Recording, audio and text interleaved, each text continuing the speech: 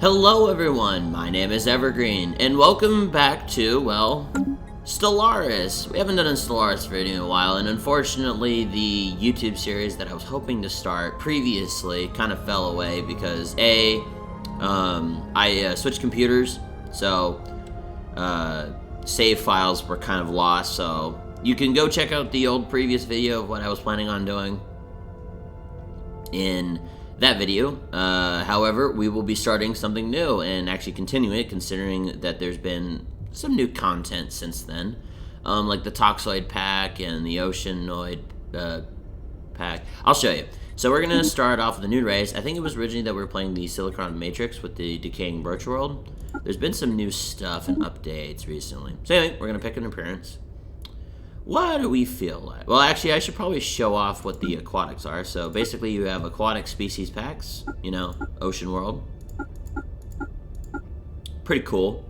Not my speed, though. I'm very robotic, as you probably already know. But here's the Toxoids living on toxic worlds, which I think, well, I'll explain it. Basically, it's a planet that was probably Earth-like, but now as an atmosphere that is highly dangerous to any normal organic. Unless you grow up there, then you're fine.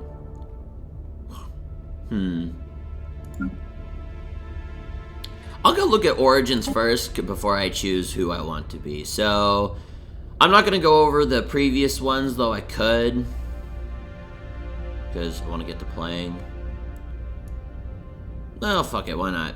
So Prosperous Unification is the normal one. This was the... I'll actually explain the game a bit, I guess, because I do like talking about this. We do it live. So Prosperous Unification was the original starting when Stellaris was a younger game. This was the original origin, I guess you could say. The Origins didn't exist at the time. This was your original starting. So it says, though through its strife and triumph, this society has reached every young civilization's ambition, a homeworld with united goals and a path open to the stars. Starts with an additional 4 pops and 2 additional districts. It's cool. The buffs weren't there, but basically that was the idea behind it. You had unified your world, you were ready to start spreading out. Mechanist. This civilization has been preoccupied with the idea of metallic automatons. I just woke up. I'm tired. Anyway, since the early Steam Age, although many said it could not be done, the first true robots left the assembly lines long before even rudimentary spaceflight was achieved. You start with 8 pops being robots and the technology and infrastructure to build more, which is cool. But this mechanics, basically you get 2 species, your primary organic species, and then the second species will be standard automatons that will work, which is cool. However, later in the game, it's a roll of the dice. Either they will basically stay subservient, or actually 3 different. They'll stay subservient, just basically you'll just stay moronic robots, or they'll achieve sentience, but they will agree to work with you, or if you have shitty laws that treat them poorly, they will rise up and you will have a civil war. Syncretic evolution. A second species forms an integral part of this civilization. They are big, strong, and most of them have the intelligence of a particularly dim-witted child. Ancient wars have culled their species of their most aggressive tendencies, leaving them quite servile.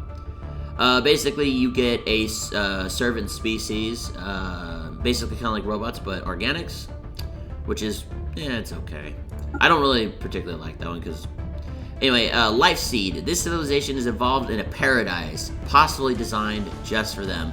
This origin provides you with a Gaia world, a size 30, so a pretty big planet, which Gaia worlds always have rare planetary features. Unfortunately, though, Life Seed kind of sucks, at least if you're gonna talk like game meta, because at Gaia world, which are like the idea behind a Gaia world is this is the ultimate paradise for organic beings. like any organic being could live there, and it would just be awesome. There's deserts, there's oceans, there's continental, yeah, just any type of environment you could expect would be on a Gaia world, but it's perfect. It's just magic. This is a perfect planet for life. It can't get better than that. Post-apocalyptic. Baptized by nuclear fire, this civilization has faced total annihilation and survived. Devastated yet unbroken, they have rebuilt civilization from the ashes of their old world. Post-apocalyptic is basically the opposite, I could say, of Life Seed, where the civilization blew itself up. This one is also kind of terrible in terms of the meta, because while you do have the trait Survivor, which gives Tomb World habitability 70%. Most worlds aren't Tomb Worlds, so like Life Seed not having a Gaia world, there's not many Tomb Worlds unless you plan on going around nuking every planet in existence to turn them into Tomb Worlds, which doesn't make sense. So, Remnants. This civilization once spanned the void, controlling much of the galaxy. They were eventually defeated and almost destroyed, but after a long period of destitution, they are returning to the stars. All this does is it gives you a relic world, what a relic world is basically, it used to be basically think Coruscant from Star Wars, but the billions of people on it have died out over time. And now a couple billion live there, that still live there, are picking up the pieces of their decaying civilization. This planet is kind of meta in a sense, because in the early days of when playing the game, there's there's a couple land blockers that you can pay resources to dig up, which just takes time.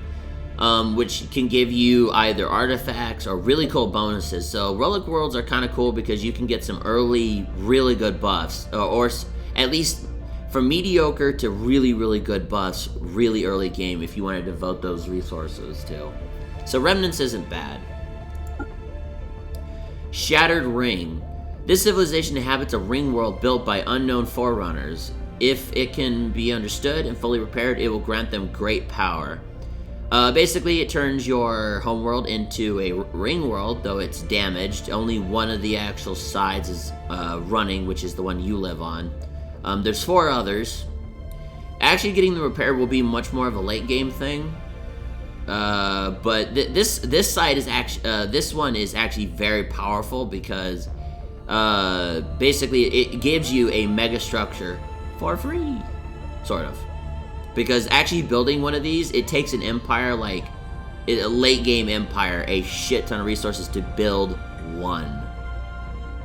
And you already get one. And also repairing these is a lot cheaper than building a new one. Anyway, Void Dwellers. This civilization has made its home in space for as long as it has maintained records. Life in a typical habitary environment is anathema to them. They live on 3 orbital habitats that were only recently united. So this one I've never played. It sounds cool. I don't personally like the Origin Void Dweller. I don't know. Living in space, not for me. I like having planets. Scion. A fallen empire has meddled in the development of the civilization for thousands of years, guiding them onto the path of their choosing. Basically, you're the subject of a fallen empire. This one is really powerful, at least it used to be super meta, because basically what a Fallen Empire is they're a maxed out, I say maxed out, they're not fully maxed out, but they're an extremely, extremely powerful race, a civilization, that once dominated the galaxy, much like the Remnants thing, but they have retreated into a couple systems to hold on to their power, and they have huge military fleets, stations. They're really hard to destroy and kill, if you even want to do that. This Origin basically makes that fallen empire your sugar daddy. That's the best way to describe it, because you can ask them for ships, for money, and they most of the time say yes, which is a huge start. Because it allows, it is huge buff to your start, because you can get huge amounts of resources that normally would take years in game, well, many months to obtain, and ships that would take years to obtain because their technology is way above you. And of course, if you go to war, Mr. Sugar Daddy Fallen Empire joins the war with you, which early game, they're a late game species, so you can obviously see why that's super powerful. Galactic Doorstep. This civilization has a dormant gateway in their home system, a potential technological benefit, or a looming menace. This one is pretty dumb, in my opinion, because every time... So, there's these gates all around the galaxy. They're basically secondary wormholes. There's wormholes, which have a connecting wormhole on the other side of the galaxy, that if you get the technology after scanning the wormhole and all that, they will allow you to basically use these as massive jumps from across that can go across the galaxy, which is cool. Gateways work the same way, but if you have a gateway, you can jump through the gateway to other gateways, and you can select which one you want. The problem is that there's an event chain in the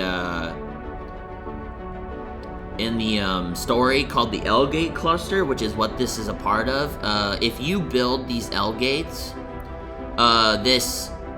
it's kind of like a mini boss. It's a lot like the Contingency, which is basically Skynet on fucking steroids, because it's a Skynet that's meant to wipe the entire galaxy of organic life. Actually, life in general. So it's a lot like the Contingency, but it's all about consuming. Basically, they're nanites. If I understand it correctly, it's nanites that want to consume and continue making more of itself. So it will deconstruct planets, organisms, everything, and it has fleets to protect itself. And they're basically locked outside the galaxy, and they can travel through these gates. So if you build gates, they can use your gates. So this one's not that powerful, and also this gate, even if you manage to get it activated early game, and the nanite force doesn't come through immediately, or the chain activates, it's still not that powerful, because all you have is early game wormhole technology. Tree of Life. This hive evolved in a symbiotic relationship with a vast tree. The tree grants them many benefits, but its loss would cripple them. This one's cool if you want to be a hive mind plantoid species, or whatever. I've never played it, but I've seen people play it. It's cool because the Tree of Life gives huge amounts of buffs, but colonizing other planets, because basically to colonize a planet, you have to take the Tree of Life sapling to that planet and plant it, and colonizing other planets takes forever. So basically what you have to play in this origin is play tall rather than wide, which means you have to build up what you have, not expand your reach, if that makes sense. So tall rather than wide. On the Shoulders of Giants. This civilization has hidden boons in their solar system, placed there in distant past by a mysterious benefactor.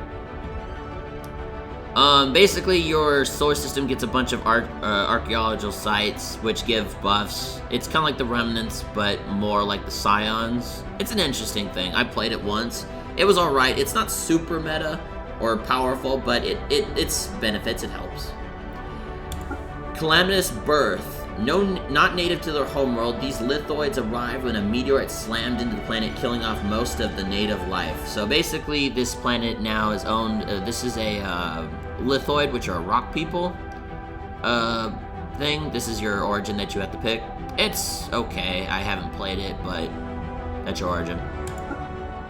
Resource consolidation. This machine intelligence has long since consolidated all resources on their home system into their capital world, covering it entirely with machinery. I'm thinking like the Matrix. That's kind of what I was thinking of resource consolidation, minus the whole assimilation thing, but you can do that. You get, basically all this does is, and this works really well with robot species, obviously, because I think No, I didn't record that video. I attempted to record a video before I decided to go with the Birch World. I thought about doing resource consolidation, All this does is it gives you a free machine world off start, which is powerful for a machine race because machine worlds have buffs for machine people, or machine races. Common ground. This civilization established early contact with their immediate alien neighbors. Finding strength in their differences, they soon decided to face the future and whatever it might bring together. So all this does is you immediately off spawn get to start a non-hegemony federation with 2 additional member species, which basically means you're just a federation with allies, which is cool, but I don't really like diplomacy. I'm not very good at it because I haven't played it much. I just like fucking taking over everybody. The hegemony. This civilization established early contact with their immediate alien neighbors. Gradually, over a span of a century, they mastermind the birth of an interstellar union in which they have a dominant role. So basically what a hegemony is like common ground, but you're now running the Senate. It's cool. Also, you get an advanced start, I believe, in this one. Doomsday. This civilization's homeworld is highly unstable and it's only a matter of time before it explodes. Their only hope is to seek refuge elsewhere before it's too late. So, the Doomsday is an interesting challenge. This one, when they first released the Origin Pack, it's basically your homeworld blows up. Yeah.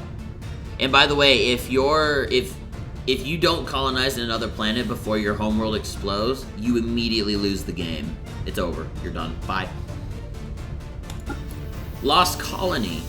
This civilization originated as a lost, forgotten colony. Separated from its homeworld long ago, the struggling colonists endured many hardships before they were able to build up necessary technological and industrial base that would allow for a return to space. Basically, I would create a species for this lost colony, and there would be a more advanced empire of the same people elsewhere. And I think there's an event chain that goes along with this one. Necrophage. This civilization evolved as a parasite, forced to feed off other sapient forms to sustain itself. As it arrives in the galactic stage, other species will either be brought into the fold or become its food. For the necrophage, there can be no other way. So, you basically, this is for the necroid peoples. This is your origin. You can convert other pops of other species to the primary species. So basically, create more pops with yours. Only necrophage pops may be leaders or take ruler jobs. You start with a number of pops of secondary other species as food. Guaranteed have a world are instead primitive civilizations. I don't really like necrophage. It's kind of weird. Clone army. The species of short-lived, infertile soldiers, clones, except for exceptionally proficient in matters of war. Left masterless and alone to question their engineered purpose and uncertain fate. So basically, you start on a planet, you're really good in combat, but your leaders have very shit lifespans, and they're not that smart. This one's not that great. Well, it's good if you want to do war really super early. You've got that at least. Here be dragons. Since time... one second, I'm gonna turn down the music. I can't even hear myself think. I'm sure you guys haven't been able to hear me talk either. Shush! Leave music on a little bit. Alright, back to whatever I was saying. Origins. Here be dragons. Since time immemorial, this civilization has shared its star system with a formidable dragon. This mysterious creature's behavior sways between distant benevolence and haughty indifference. How this relationship will evolve as the planet dwellers take the stars remains to be seen. Basically, you get a space dragon roaming your home system. The dragon may protect you from harm, but beware its wrath should you displease it. Basically, you'll get events saying, give it, it demands, resources, and if you don't give it, it blows up all your shit. So, it's... I don't really like that one. Ocean Paradise. Since its birth, the civilization has enjoyed peace in a generous environment with no natural enemies, enabling the unhindered growth and opulence. You get a huge ocean world with a bunch of planetary stuff, or... shit, I forget what it's called, but basically you get, each planet has, like, features. Yes, planetary features that give bonuses. This one apparently gives lots of food bonuses to happiness, pop growth, and output. Guaranteed habit worlds will be instead frozen world. Well, that's not good. Anyway, Ocean Paradise is for the aquatic species. This is a very good starting point. This one's not terrible, but it's not the greatest. It's not super meta. Progenitor Hive. This hive has gained evolutionary advantage through its semi-independent leaders. These offspring greatly improve overall proficiency, though they require constant oversight. Basically, the offspring leaders gain XP passively. Offspring nests, which grow a powerful defensive army, and improvements to menial drones. This is like a Hive one. I don't really play Hive. Subterranean. The reasons for the migration are lost to antiquity. Perhaps it was an attempt to avoid predators or the promise of bountiful resources that drew them.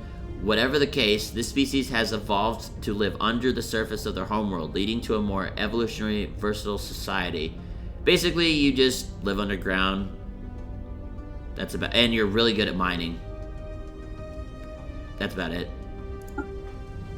Slingshot to the stars. Once the skies above the civilization were illuminated by shooting stars, then came a long season of darkness. Taking to the heavens in search of answers, the first off-world explorers discovered a dormant and long-abandoned quantum catapult. This one, basically, it's okay. The slingshot to the stars, it's an okay one. You get the quantum catapult, but unfortunately, to repair it is gonna take a long time. So this one really doesn't give you anything other than an immediate quantum catapult at the very beginning. Teachers of the Shroud. Long before the first steps to the galactic stage, the civilization has been supported and shaped by the Shroudwalker Coven. Basically, Shroudwalker is the people who... So there's a bunch of ways to ascend. One can be mental ascension, which is what the Shroudwalkers do. Basically, psychic and telepathic abilities to ascend to another plane of existence. There's genetic, basically becoming the most advanced, genetically perfect creatures in the galaxy.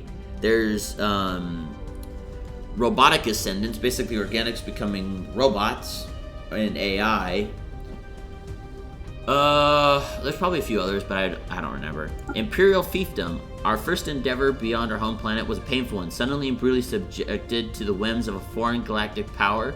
Now we look forward to a future in which we no longer live in the shadow of another empire. You start as a vassal. Basically, it's a shittier version of Scions. Overtuned. This one's new. I haven't seen this one before. This civilization uses any and all means of organic enhancement, no matter the risk, no matter the cost. After all, it's better to burn out brightly than fade away into obscurity. So I guess you have a huge amount of gene tailoring technology right off the bat, but your pops die really quickly. Knights of the Toxic God. Centuries ago, this species' homeworld was visited by a toxic entity. The ecological catastrophe that followed ruined half of the world, but allowed an early unification of survivors in their reverence of the toxic god. An order of knights has been created to search for the toxic god, and although many things have changed, the quest continues. This is the Toxoid start, if you wanted to do that. Basically offers a quest chain. It's interesting. Away on an island. This civilization developed entirely on a bleak, lifeless world in a space far away from space. So basically, you'll start in a wormhole cohesive cluster alongside a neighboring black hole system with a ruined. So what this is basically it's a massive launcher that will shoot you. If one's built in the galaxy, that is, it will spawn a system outside the galaxy, and it will, and then you can go there and build on it. And if you build a fellow facility, you can jump back. Yeah. Anyway, Frame World. This highly centralized machine intelligence inhibits a sprawling orbital space station or orbital station complex constructed by the creators in distant past. Expanding it further could bring them great benefits, but losing it would destroy them entirely. So this one's interesting. I haven't played it since I have played Machine Worlds, Machine People before. We played Decaying Birch World. Not gonna talk about it. Alderson's Disk, basically your Birch World, but flat in a solar system really far away. The Great Ring. When stars collapsed into a black hole, it destroyed the inner ring world and the precursor civilization that built it. The outer ring, however, survived without much damage, and eventually new life emerged on it, warmed up by the pale light of the black hole's acceleration disk. Interstellar Dwellers. No one knows who built this ring world, slowly drifting in the dark between stars, but a young civilization is calling this place home, and now they're ready to enter the greater galaxy. This one, so basically the previous one, the Great Ring, is a super ring world rather than a standard small one. This one is, how to describe this? So it's called an interstellar habitat, where you could basically build it off of a star system, and how to describe this? You could basically, the way that would work is you would pick the system and you would attempt to build this interstellar habitat in a system, but it would spawn a new system off of that one, and the entire system would be just this right here floating out in the void, and then you could bring pops and settle it and all that stuff. The Penrose Ring World. The ancient Penrose sphere was built around one of the first black holes in the galaxy's untold number of years ago. Those mysterious precursors have since vanished without a trace, and a new civilization arises their legacy. I don't really know what this is. I haven't played it. Flat World. For hundreds of years, your people argued about the geometric properties of your homeworld. Having photographic evidence was not enough for people to believe that the Earth was spherical and the evidence were fabricated. The truth only became clear when your civilization achieved civilian stellar flight. Yeah, this one is basically the Earth is flat. This one is just kind of mediocre at best. You get a smaller world because the world is now flat. Yeah, it's kind of weird. Habitable gas giant. This species lost their homeworld during their early space age when a giant comet crashed into it. Thankfully, they already possessed enough infrastructure in space to avoid total extinction, and a gas giant with unusual calm atmosphere that they were using for fuel mining became their planetary colony. Basically, you get the technology for zero-G refineries, and you can colonize gas giants. Central processing. With most of its data lost, the robotic species originally created to take care of its planetary scale computer is now on its own. You get a planetary computer as a planet, which gives you huge amounts of processing power and science early game. This one's pretty powerful, but it's not the most powerful. We're almost done. The orbital archaeology. Though its species evolution, there has been a large ring floating in the sky. Once they achieved space travel, they found that this ring was entirely covered with habitable world and arable land. Basically, you just get a orbital archaeology for free. Elysian Overseers. This civilization believes the best way to rule the masses is from a safe vantage point.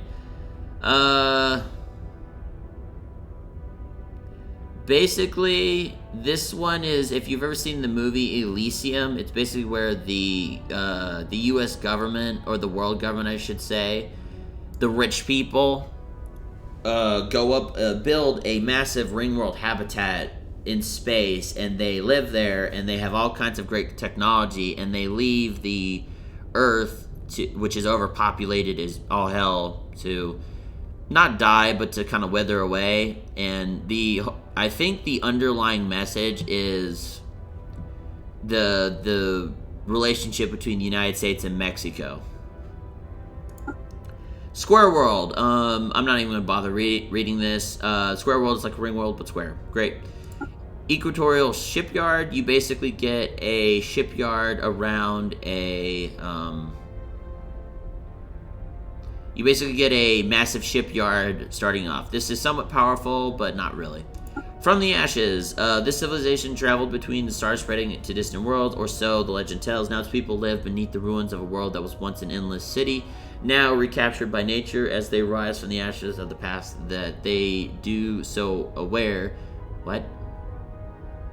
That destroyers of the ancients may still be out there. Basically, you get a relic world, and the Verzerian Manus, I don't know what that is because I've never seen it before, but basically you get an event chain of you find the destroyers of your previous civilization.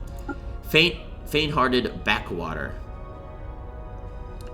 Ages ago, a terrible ancient invader terrorized the galaxy while other empires united and attempted a final stand. This civilization quaked in fear at the onslaught and retreated to their secluded home system, successfully hiding and waiting out the galactic crisis. For untold millennia, their people hid, established small, close-knit communities, and slowly losing much of their accumulated knowledge, only keeping their advanced sensor stations running at full capacity.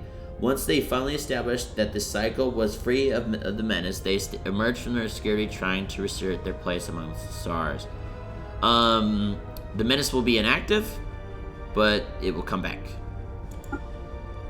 Ceaseless gaze. The distant past of the civilization was able to launch multiple surveyor probes that would monitor the development of the universe. Disaster wiped out the old civilization and its spacefaring capabilities, and now they're ready to reach out the stars once more.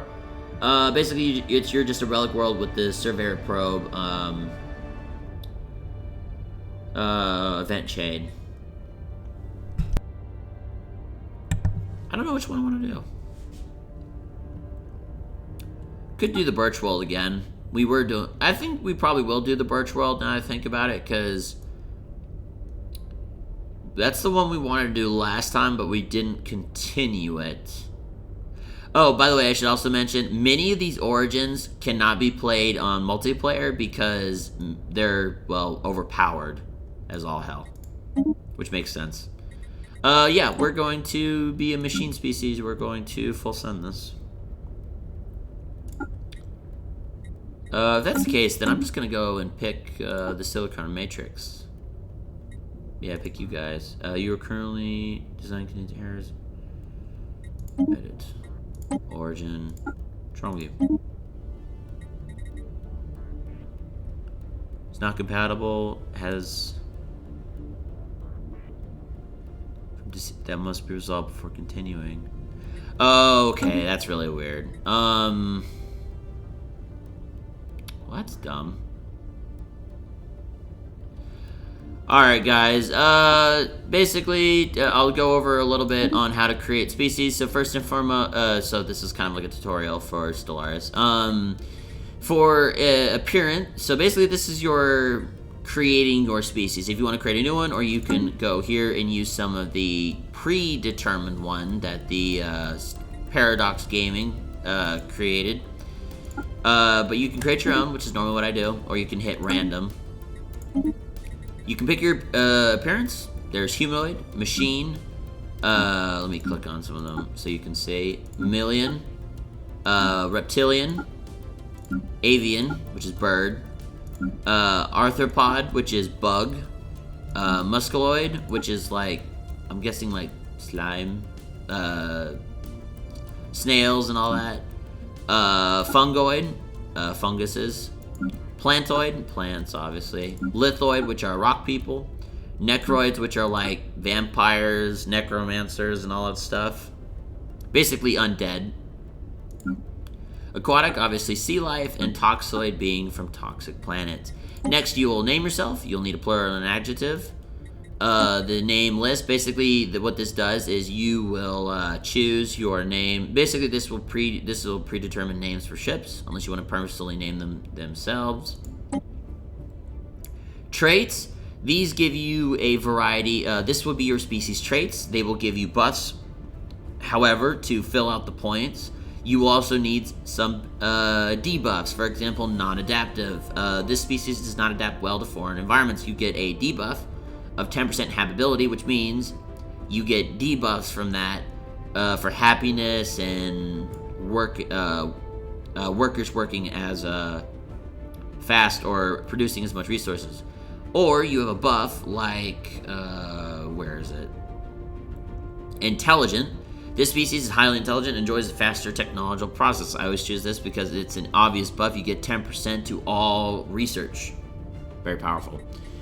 Names, you basically, you have a homeworld and star name. You can pick a starting solar system, and you can pick the type of homeworld that you would like, which becomes your preference unless you have a different origin. City appearance, you just pick what the little background shows. There's a variety of cities. I always pick Machine City because I always play, machines. Then your origin, we've already gone over those. Government ethics, basically you can pick. Each one has their benefits and buffs, and that's how your species will react to others. I always do Genal Consciousness, which is for robots. And then you'll pick your authority. Of course, Genal Consciousness you don't have to pick one of these, but you can. Hive Mind, and which Genal Consciousness is also for hive-minded creatures. But I always pick Machine Intelligence, and then you have your Civics, which you pick too, which will kind of determine how your what's the word? This is how your species has evolved over the years. This is what their purpose is. That's the species' whole purpose. Advisor voice, just what they sound like. For example, this is what the soldier sounds like, or Machine Intelligence. System diagnostic completed. All systems nominal. Or, what's another one? What's a Toxoid sound like? Oh, please. Do not press any buttons if you don't know what they do. I've already had to save you from spontaneous combustion quite enough times. What's Aquatic sound like? Honest work means hard labor, low wages, and no fun. I prefer to make a living by more adventurous means. Huh. But yeah, that's your advisor voice.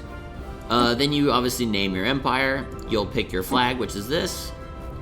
Ship appearance, you can pick the ship. So there's humanoid, which needs the humanoid DLC pack. These are pretty. These ships are kind of cool.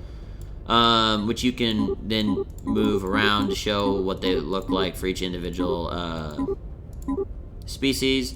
Plantoid, avian, musculoid, fungus, bug, rock people, necroid, which these look kind of cool, kind of dangerous looking. Imperial, which I believe Imperial, what a lot of people do for Imperial is like Roman Empire or whatever. I've seen a lot of videos when that first came out. You have Aquatic, which is kind of cool looking. Toxoid, I haven't seen these before. This looks interesting. I'll go over these later on my own time. Mammalian, these are common. Reptilian, these actually used to be the ships that you would have early game. It's phasing into each other. That's weird. Machine Intelligence, which is one I always do. This is a mod right here. But anyway, and then of course you go to your ruler. You can choose their sex if you're non-robotic.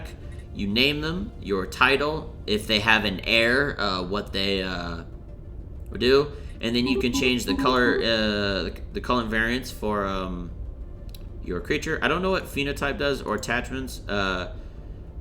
I know what clothes probably does for certain creatures, but then you can change the room in the background, and then once you're done, you can set up basically the little dials that show how you want the galaxy to form. But that's all for this video of doing a little tutorial on how to get your character set up and how to play, talking about the different origins and all that stuff. If you did enjoy, please do like, comment, and subscribe, as it really does help out the channel. If you have any questions, do comment down below, and I will do my best to answer them. That's all. I hope you've enjoyed, and I'll see you in the next video. Bye!